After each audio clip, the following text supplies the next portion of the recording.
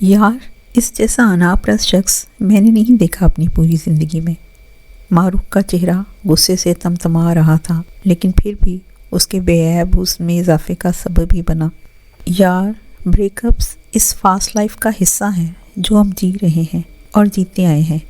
لائبہ اچانک اس کی جانب دیکھ کر مسکرائی۔ اور کون سا یہ تمہارا پہلا بریک اپ ہے؟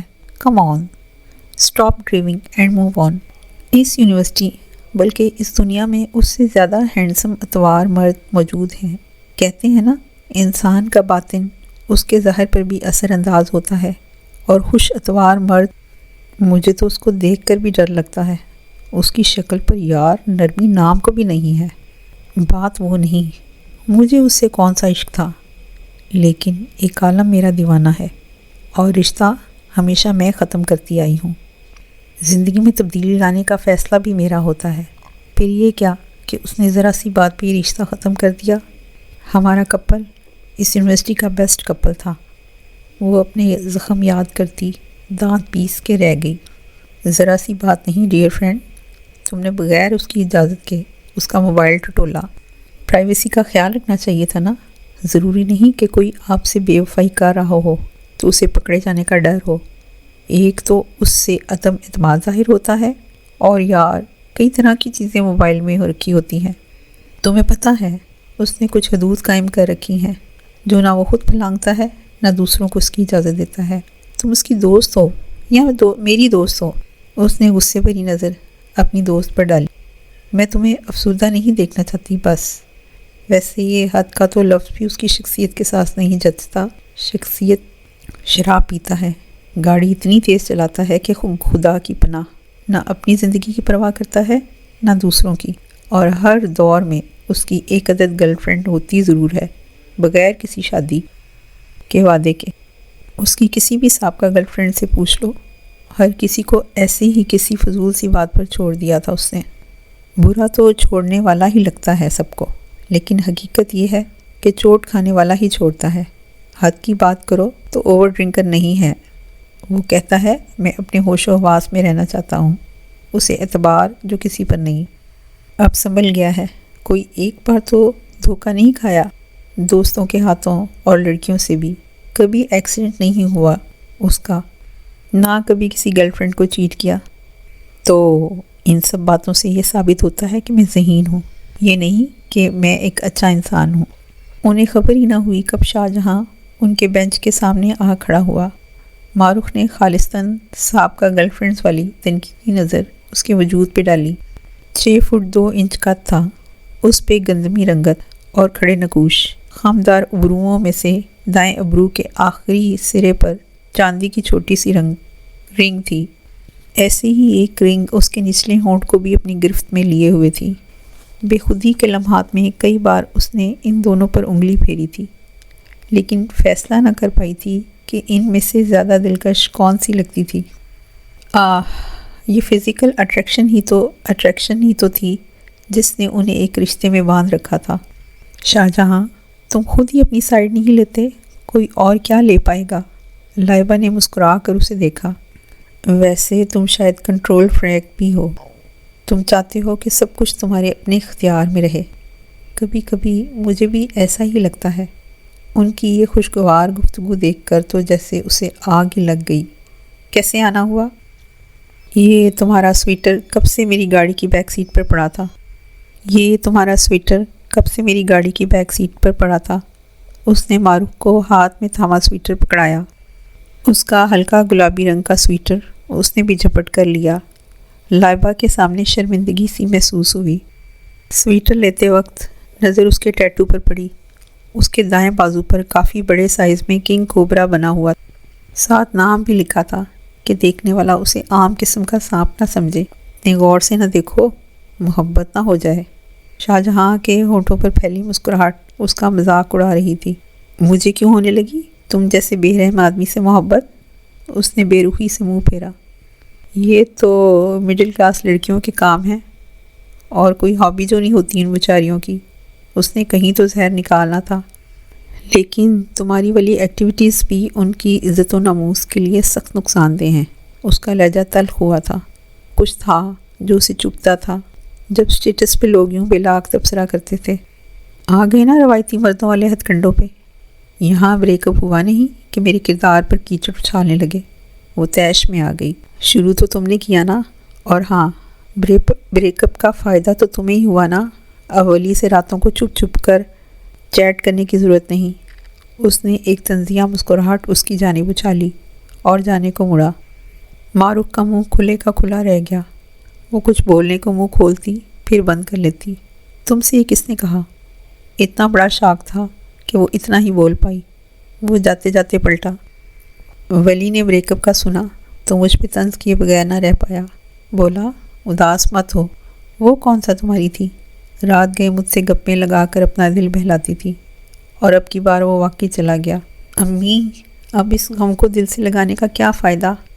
اب تو الماس کافی حد تک ایڈجسٹ بھی ہو گئی ہے فرحان بھائی کے ساتھ۔ میں نے آپ کو ان دونوں کی پیرس کی تصاویر دکھائی تھی نا رات کو۔ افشاں کچھ دیر پہلے ہی یونیورسٹی سے لوٹی تھی اور ماں کی مترم آنکھیں دیکھ کر سمجھ گئی تھی کہ وہ کس بات کو لے کر دکھی ہیں۔ بس تمہارے باپ نے بھی بیٹی کے لیے دولت ہی چنی۔ وہ آہ بھر کر رہ گئی۔ امی، انہوں نے الماس کو بہترین زندگی دینے کی اپنی سی کوشش کی۔ مانا کہ فرحان بھائی اس سے عمر میں 20 سال بڑے ہیں، لیکن وہ بھی تو ایک سمجھدار لڑکی ہے۔ دولت ساری زندگی ابو کی اپنی خواہش تھی۔ انہیں یہی لگا کہ الماس کو بھی اسی سے خوشیاں ملیں گی۔ امی، اب الماس کے پاس دنیا کی ہر شے موجود ہے۔ وہ ویسے بھی مزید تعلیم کی خواہاں نہیں تھی اور شادی پہ اسے اعتراض بھی نہیں تھا۔ اس نے دلاسا دیا، بیٹا، بیوی تو ان کی فوت ہو چکی ہے، لیکن جوان بیٹا بھی تو ہے۔ امی، وہ تو ان کی پہلی بیوی کی فرمائش پر اڈاپٹ کیا گیا تھا، ان کی سکی اولاد نہیں ہے۔ اور فرحان بھائی بتا رہے تھے کہ کافی کچھ نفیسہ اپنی زندگی میں شاہ جہاں کے نام کروا گئی ہیں۔ اب اسے بھلا فرحان بھائی کی شادی پر کیا اعتراض ہو سکتا ہے؟ جو اسے ملنا تھا مل گیا۔ لیکن بیٹا، سنا ہے وہ بہت اکڑ مزاج اور خود سر ہے۔ کلثوم بی بی فکر مند ہوئی۔ وہ لوگ بس اتنا جانتے تھے کہ شاہ جہاں جب 10 سال کا تھا تب اس کی ماں نے خودکشی کر لی تھی، اور شاہ جہاں کو رشتہ داروں کے ہاں چھوڑ دیا والد نے، اور خود ولائت جا کر دوسری شادی کر لی۔ اس ٹوٹے ہوئے خاندان کی بنیاد تھی زبردستی کی شادی۔ کوئی دولت کے لالچ میں کسی سے شادی کی خواہش کرے تو اسے عقل مند گردانا جاتا ہے۔ کوئی مرتبہ دیکھ کر کسی کو اپنانا چاہے تو اس کی سوچ اچھی ہے، اس کی سوچ کی داد دی جاتی ہے۔ لیکن کوئی اگر یہ کہہ دے کہ مجھے فلاں شخص پسند ہے اور مجھے زندگی اس کے ساتھ گزارنی ہے تو ایک طوفان کھڑا ہو جاتا ہے۔ شاہ جہاں کی ماں کے ساتھ بھی یہی ہوا۔ گھر والوں نے فوراً اپنے سے ایک عمر رسیدہ رشتہ دار سے بیٹی کی شادی کر دی۔ کچھ مزاج نہ مل پائے، کچھ وہ بھی انہیں شوہر کے روپ میں قبول کرنے کو تیار نہ ہوئی۔ ڈپریشن ہو گیا۔ مزید ستم یہ کہ ان کا علاج نہیں کروایا گیا۔ نتیجہ وہی نکلا جو اس بیماری میں علاج نہ کروانے پر ہوتا ہے، خودکشی۔ فرحان صاحب کی بیوی 2 سال پہلے فوت ہوئی تھی، اور ابھی 2 ماہ قبل ہی الماس سے ان کی نہایت سادگی سے شادی ہوئی تھی۔ شاہ جہاں ان دنوں لمبی چھٹی پر دوستوں کے ساتھ امریکہ گھومنے گیا ہوا تھا۔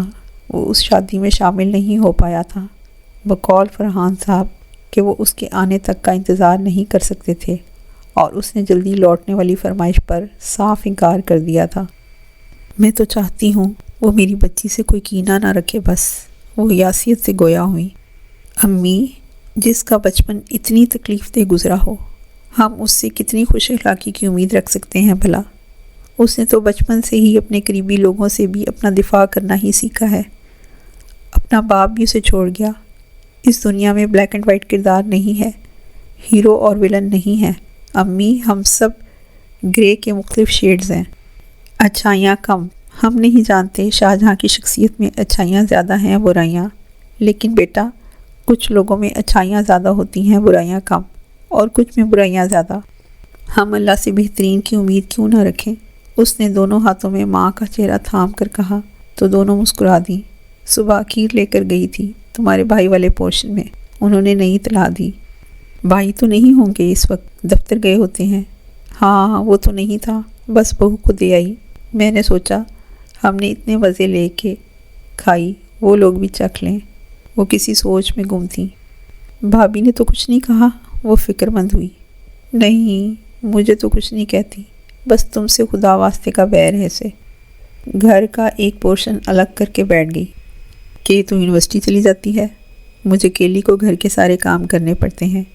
وہ تو ان کی بات پھر بھی جائز ہے امی، پر اصل مسئلہ انہیں میری شادی نہ ہونے سے ہے کہ کہیں اس کی شادی ہی نہ ہوئی تو ہمارے سر نہ پڑ جائے۔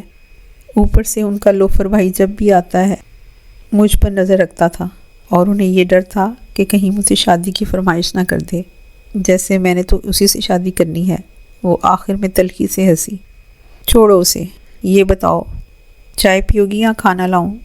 انہوں نے اس کا ذہن بٹایا۔ یار یہ لڑکی، عالمگیر کہیں کھویا ہوا سا لگ رہا تھا فائل دیکھتا ہوا۔ کیا بات ہے، خیریت تو ہے؟ تابش اس کے آفس میں اس کے مقابل کرسی پر بیٹھا چائے کی چسکیاں لے رہا تھا۔ ہاں نہیں، اس کی اہلیت پر تو شک نہیں ہے یار، وہ چڑ کر بولا۔ پھر کیا بات ہے؟ جب میں نے اسے پہلی بار دیکھا تھا نا تو مجھے کچھ عجیب سا محسوس ہوا تھا، لیکن میں سمجھ نہیں پایا تھا۔ اب مجھے وجہ سمجھ آ گئی ہے۔ تابش کو دیکھتے ہوئے رازدارانہ انداز میں بولا، یار میں نے اسے پہلے بھی کہیں دیکھا ہے۔ کیا مطلب یار؟ کیوں پہیلیاں بجھوا رہے ہو؟ کھل کر بات کرو، تابش نے کچھ نہ سمجھنے والے انداز میں کہا۔ مطلب یہ کہ میں اس سے پہلے ملیحہ سے باقاعدہ ملا تو نہیں ہوں، اگر ایسا ہوتا تو مجھے یاد رہتا، صرف دیکھا ہے کہیں۔ اگر ایسا ہے تو اس نے بھی مجھے دیکھا تو ہوگا، پھر اس نے کوئی ذکر کیوں نہیں کیا؟ کچھ چہرے ویسے ہی شناسا لگتے ہیں۔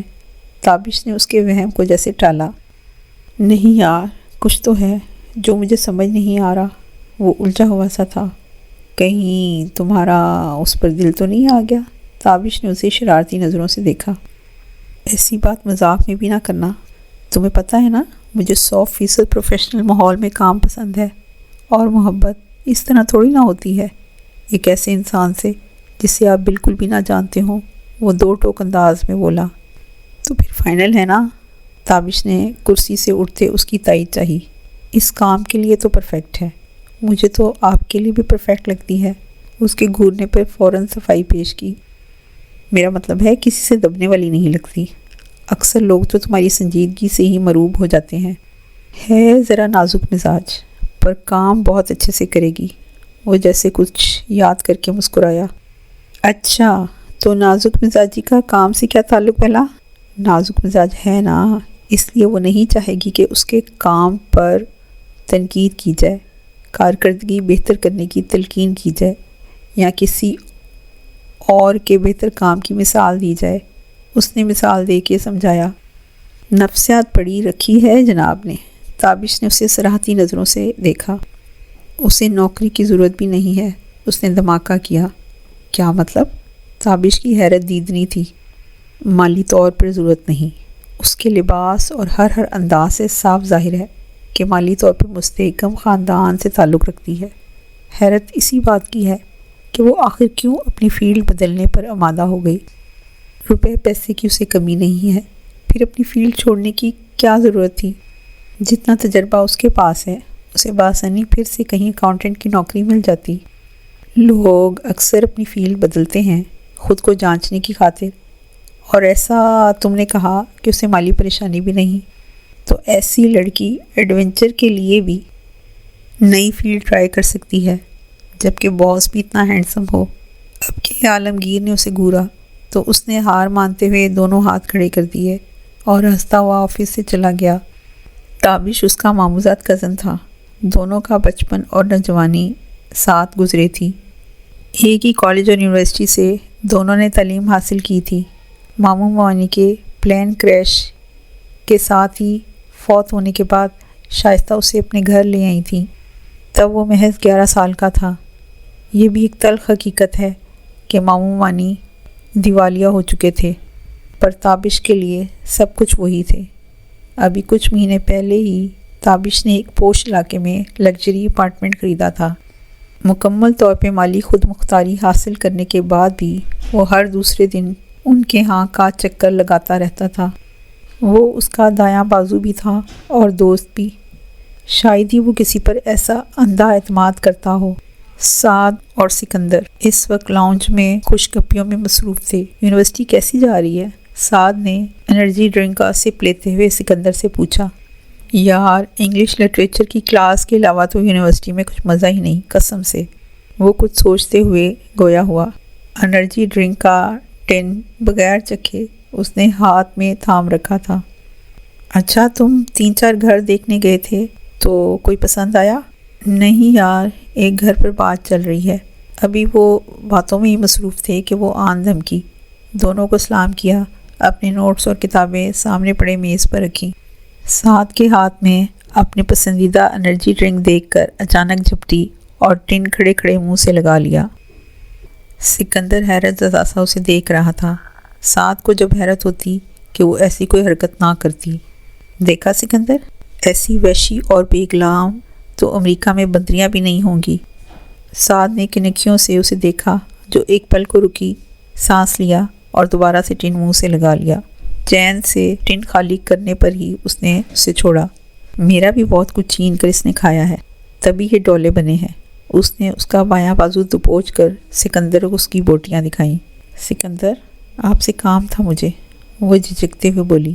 آپ انگلش میں میری مدد کرا دیں گے؟ محترمہ فیل ہوئی بیٹھی ہیں اور انہیں لگتا ہے کہ ایک عدد امریکی ان کی انگریزی اس قابل بنا سکتا ہے کہ ان کی اس معاشرے میں عزت رہ جائے، جہاں کمزور انگریزی والوں کو تو انسان ہی نہیں گردانا جاتا۔ اس نے نہایت معتدل لہجے میں سکندر کو اس کی نالائکی سے آگاہ کیا۔ تمہیں کس نے کہا ہے کہ میری تعلیم کو لے کر اتنی معلومات فراہم کرو؟ اسے سکندر کے سامنے سبکی محسوس ہوئی۔ تو کیا کہتا کہ میرا کی طرح فر انگریزی بولتی ہو؟ وہ رقابت کی آگ میں جل رہا تھا۔ دل کی بھڑاس نکالنے کا یہی رستہ نظر آیا۔ سکندر گھبرایا ہوا باری باری دونوں کو دیکھ رہا تھا۔ جب پچھلے سال میں نے ہی تمہاری تمام تر نالائکی کے باوجود تمہیں سیپلی کلیئر کرائی تھی، تو اس دفعہ ٹیوٹر کیوں بدلنا ہے تمہیں؟ وہ اب کہ یہ بھی بھول گیا کہ کمرے میں کوئی اور بھی موجود ہے۔ مجھے ایسا ٹیوٹر نہیں چاہیے جو ٹانٹ کر پڑھائے۔ اس نے بے رخی سے منہ پھیرا۔ وہ جانتی تھی وہ بات بڑھا چڑھا کر پیش کر رہی ہے۔ سعد نے کبھی اس پر بے جا سختی نہیں کی تھی، لیکن اس وقت سعد پہ بہت غصہ آیا ہوا تھا، دل کا غبار بھی نکالنا تھا۔ سکندر نے خاموشی سے کھسک لینے میں ہی عافیت جانی۔ وہ دونوں آپس میں بہت بے تکلف تھے اور اپنے آپس کے جھگڑے وہ خود ہی نپٹا سکتے تھے۔ سعد یکلخت غصے سے کھڑا ہوا اور تیز قدم چلتا اس کے پاس آیا۔ کس قسم کا ٹیوٹر چاہیے؟ ذرا بتاؤ، مجھے بھی پتہ چلے۔ وہ غصے سے اسے گور رہا تھا۔ تم جیسا نہیں چاہیے، وہ دو ٹوک انداز میں بولی، جو ایک دوسرے انسان کے سامنے مجھے نالائق بولے۔ تم مجھے یہاں تک لائی ہو ندا۔ اس کے لہجے میں کرب تھا اور ندا واقعی نہ سمجھ پائی کہ اس نے کیا کہا ہے۔ تم اگر اس پر ڈورے ڈالنے بند کر دو۔ وہ ابھی شروع ہی ہوا تھا کہ ندا نے سختی سے اس کا کالر اپنے دونوں مٹھیوں میں دبوچا۔ سعد اس جھٹکے سے بے ساختہ اس کی جانب جھکا۔ تم حد سے بڑھ رہے ہو، وہ گرائی۔ اپنی زبان کو لگام دو۔ وہ ندا کے اس قدر قریب ہونے پر شاکڈ سا اسے دیکھ رہا تھا۔ حد تم نے پار کی ہے۔ سعد نے اپنی بڑھتی ہوئی دھڑکنوں کو نارمل کرنے کی کوشش کی اور نرمی سے اپنا کالر اس کے دونوں ہاتھوں سے چھڑایا۔ تمہارا ٹیوٹر سعد ہی رہے گا۔ تمہیں مجھ سے بہتر کوئی نہیں پڑھا سکتا۔ جس مضمون کی بھی ٹیوشن پڑھنی ہو، کل سے 6 بجے کا وقت ہوگا، آ جانا۔ کسی اور کے آس پاس میں تمہیں منڈلاتے ہوئے نہ دیکھوں۔ اس نے ندا کو متمنا کیا۔ سعد، میں کسی کے روب میں آنے والی نہیں ہوں۔ اس کا یوں دھونس جمانا اسے ایک آنکھ نہ پایا۔ نوٹنکی نہ کرنا، ورنہ تمہارے ابو کے کان ہوں گے اور میرا منہ۔ وقت پر پہنچ جانا۔ آنکھوں پر پٹی بندی ہونے کے باعث وہ نہیں جانتا تھا کہ وہ 4 دیونما آدمی اسے کہاں لے جا رہے تھے۔ 1 گھنٹہ گاڑی ہموار سڑک پر چلنے کے بعد دائیں سمت مڑی اور کسی پتھریلے راستے پر چلنے لگی۔ اس کے نئے سرے سے اوسان خطا ہوئے۔ وہ ایک بار پھر منت سماجت پر اتر آیا۔ تمہیں جتنی رقم چاہیے میں دینے کو تیار ہوں۔ میں کسی کو کچھ نہیں بتاؤں گا۔ ارے میں نے تو تمہاری شکلیں بھی نہیں دیکھی۔ میں چاہوں بھی تو کسی کو نہیں بتا سکتا۔ وہ رو دینے کے قریب تھا، لیکن سب بے سود۔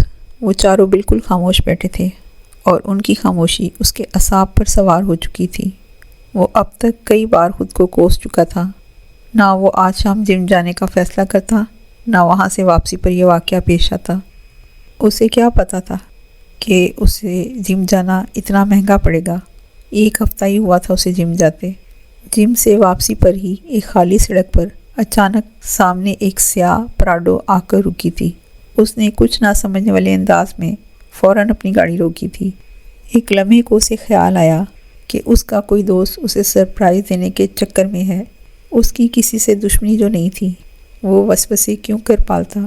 سب کچھ اتنا اچانک ہوا کہ وہ اپنا دفاع کرنا تو دور، چیخا چلایا بھی نہیں۔ وہ لوگ نہایت سہولت سے اس پر اسلحہ تانے پکڑتے گھسیٹتے اپنی گاڑی تک لے گئے۔ اس وقت وہ اس کے خاموش ساتھی تھے۔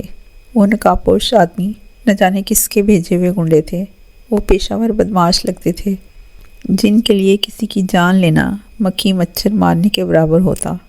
آخر کو کس کو اس سے بیر تھا؟ اس نے کسی کا کیا بگاڑا تھا؟ چند منٹ کے بعد گاڑی کسی گیٹ سے اندر جاتی ہوئی محسوس ہوئی۔ گیٹ کھلنے کی آواز اسے واضح طور پر سنائی دی۔ اسے ایک لمحے کو لگا کہ وہ یہ گتھی سلجھانے میں کامیاب ہو سکتا تھا اگر وہ اس کو ایک پہیلی کے طور پر لیتا، کیونکہ اگر اسے جان سے مارنا ہوتا، ان لوگوں کا مقصد ہوتا، تو وہ گنڈے اسے گاڑی سے اتارے بغیر ہی گولیوں سے بھون ڈالتے۔ گاڑی رکی اور ان بندوں نے اسے گاڑی سے اتارا۔ پھر دو نے اسے دائیں اور بائیں سے تھاما اور کسی عمارت میں داخل ہوئے۔ کچھ دیر کے بعد وہ رک گئے۔ اسے لگا کہ وہ اسے مطلوبہ جگہ پر لے آئے۔ یہ شاید وہ کمرہ ہے جہاں وہ درندہ موجود ہے جو ان کرائے کے گنڈوں کا مالک ہے۔ پٹی بندی رہنے دو۔ وہ جو کوئی بھی تھا اس سے کافی فاصلے پر تھا اور بہت نارمل انداز میں بات کر رہا تھا۔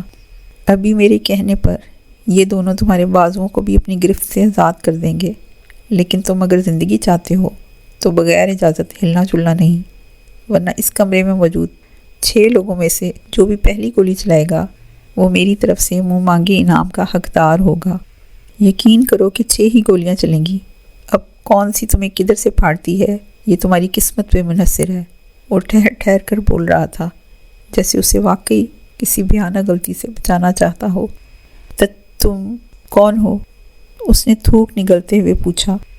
تمہاری قسمت کہ میں آج بخار میں تپ رہا ہوں، اوپر سے 2 گلاس پی بھی رکھی ہے، آواز بدلی ہوئی ہے، اس لیے تم نہیں پہچان پا رہے۔ وہ ہلکی سی ہنسی ہنسا، جیسے اس پوری صورتحال سے لطف اندوز ہو رہا ہو۔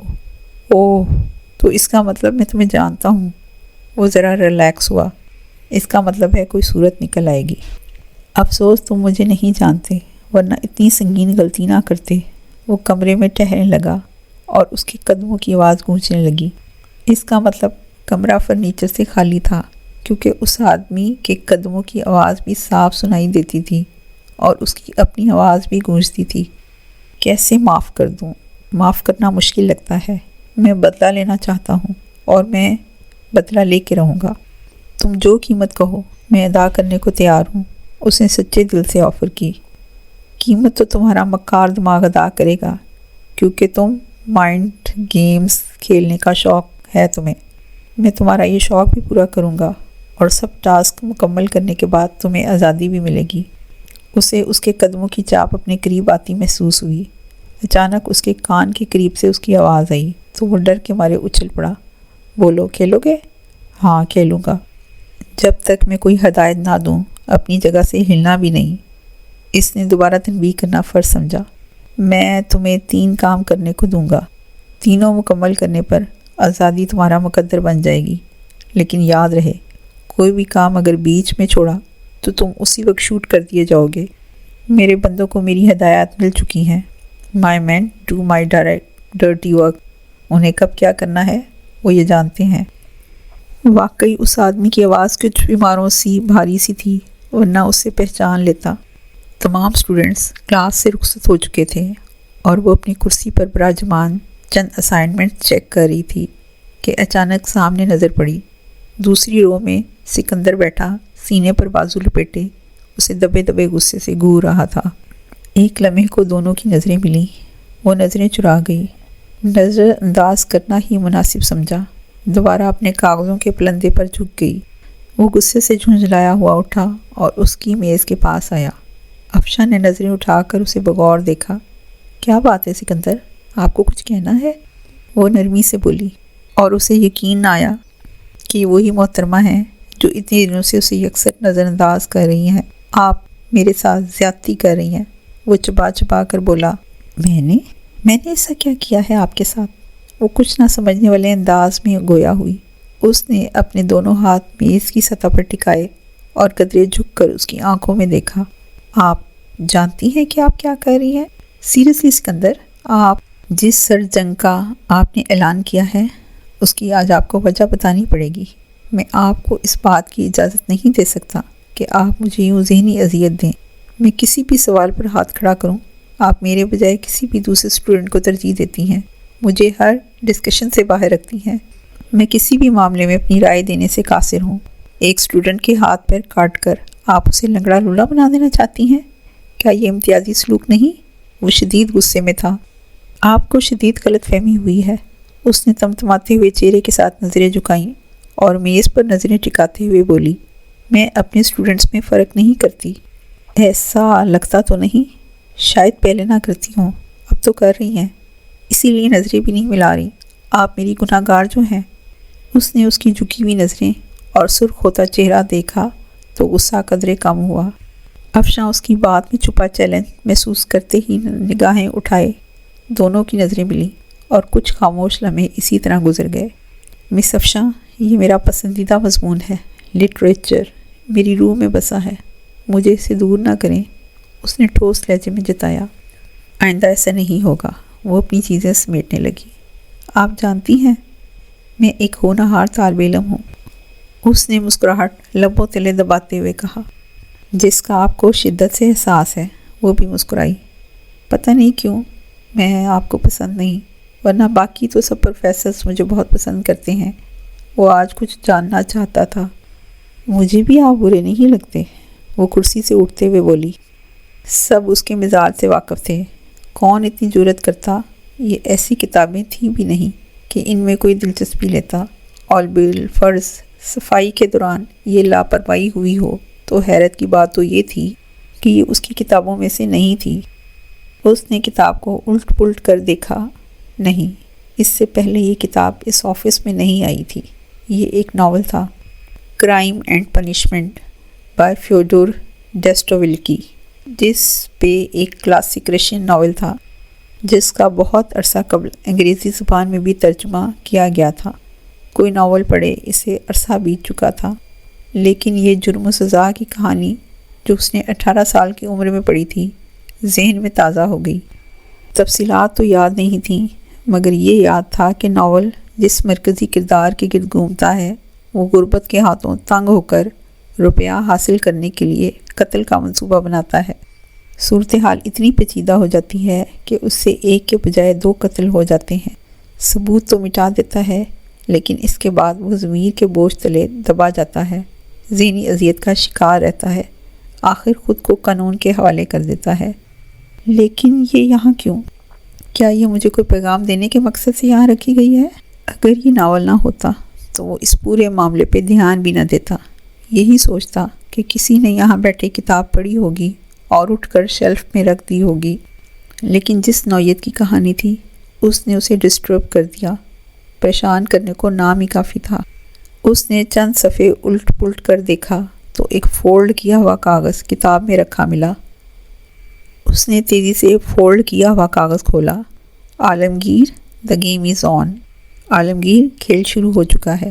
یہاں تو کوئی اس کے ساتھ مذاق کر رہا تھا، یا پھر اس سے آگے وہ سوچنا بھی نہیں چاہتا تھا۔ چند لمحوں بعد اس نے ملیحہ کو اپنے دفتر میں بلوایا۔